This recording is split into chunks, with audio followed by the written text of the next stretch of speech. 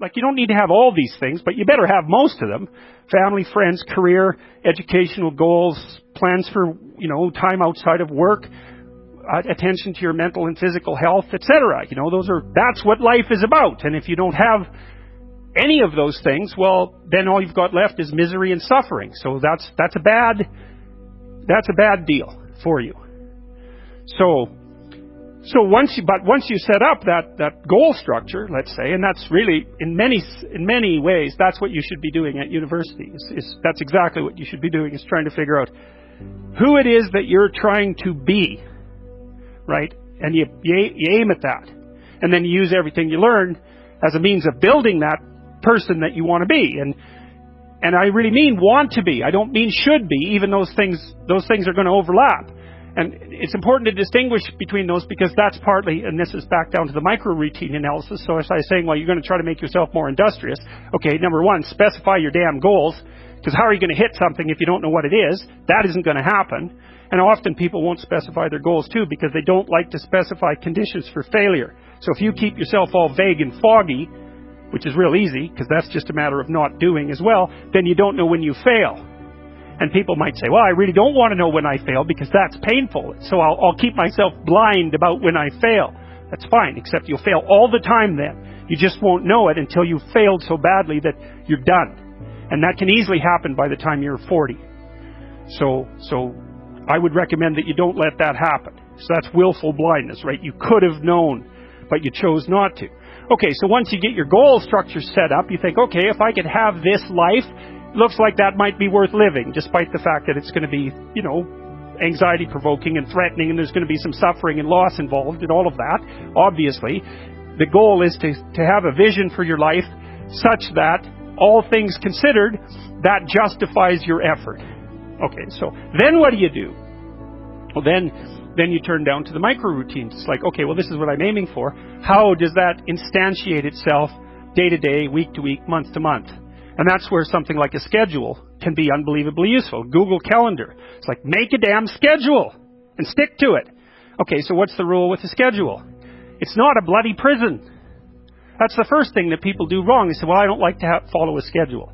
It's like, well, what kind of schedule are you setting up? Well, I have to do this, then I have to do this, then I have to do this, and then I just go play video games, because who wants to do all these things that I have to do? It's like, wrong.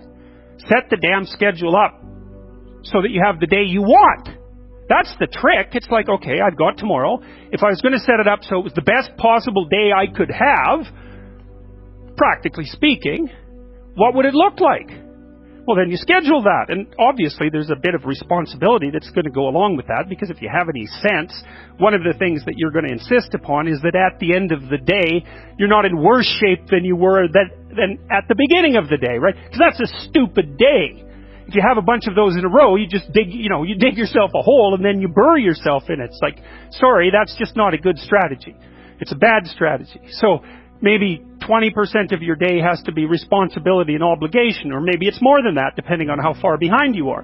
But even that, you can ask yourself, okay, well, I've got these responsibilities. I have to schedule the damn things in. What's the right ratio of responsibility to reward? And you can ask yourself that, just like you'd negotiate with someone who is working for you. It's like, okay, you got to work tomorrow.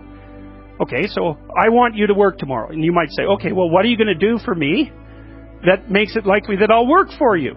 Well, you could ask yourself that, So maybe you do an hour of responsibility and then you play a video game for 15 minutes. I don't know, whatever turns your crank, man. But, you have to negotiate with yourself and not tyrannize yourself.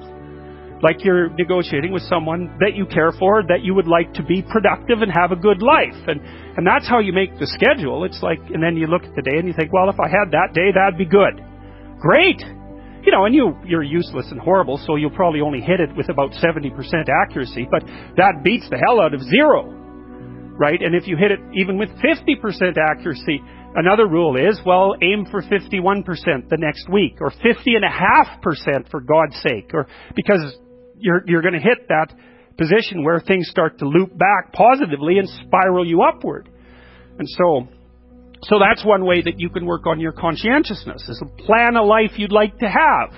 And you do that partly by referring to social norms. That's more or less rescuing your father from the belly of the whale. But the other way you do that is by having a little conversation with yourself about, as if you don't really know who you are, because you know what you're like. You won't do what you're told. You won't do what you tell yourself to do. You must have noticed that. It's like you're a bad employee and a worse boss, and both of those work, for you. You don't know what you want to do, and then when you tell yourself what to do, you don't do it anyways. You should fire yourself and find someone else to be. But my point is that you have to understand that you're not your own servant, so to speak. You're someone that you have to negotiate with, and you're someone that you want to present the opportunity of having a good life to. And that's hard for people because they don't like themselves very much. So, they're always like cracking the whip and then procrastinating, and cracking the whip and then procrastinating. And it's like, God, it's so boring and such a pathetic way of spending your time. And you know what that's like because you probably waste like 6 hours a day. And I think we did an economic calculation about that a while back, right? Your time's probably worth $50 an hour, something like that. I mean, you're not getting paid that now, but you're young. And so this is investment time. And what you do now is going to multiply its effects in the future. So let's say it's $50 an hour, which is perfectly reasonable. So if you waste 6 hours a day, and you are, then you're wasting about $2,000 a week, or about $100,000 a year. So go ahead, but that's what it's costing you every hour. And you need to know what your damn time is worth.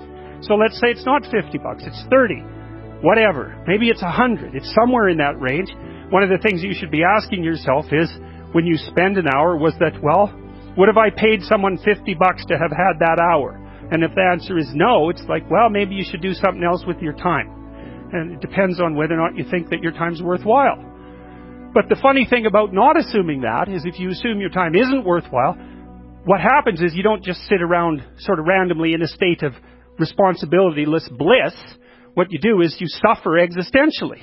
And so that seems like a stupid solution. If you take people, and I've told you this, and you expose them voluntarily to things that they are avoiding and are afraid of, that they know they need to overcome in order to meet their goals, their self-defined goals.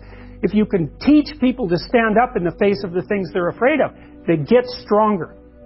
And you don't know what the upper limits to that are, because you might ask yourself, if for 10 years, if you didn't avoid doing what you knew you needed to do, by your own definitions, within the value structure that you've created, to the degree that you've done that, what would you be like?